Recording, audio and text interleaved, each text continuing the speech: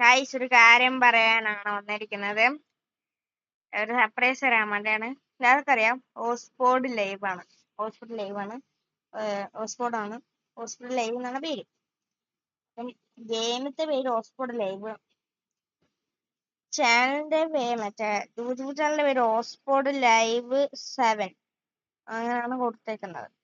അപ്പം ഓസ്പോഡ് ലൈവ് നമ്മുടെ സാമത്യാസിനെ ഗിൽഡില് എടുത്തു.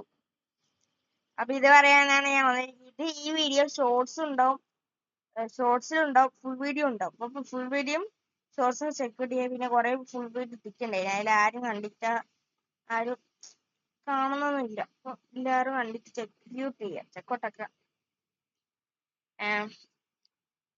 അപ്പൊ ഇത് പറയാനോ ഹോസ്പിറ്റൽ ലൈവിന്റെ ഇത് കയറാൻ വേണ്ടത്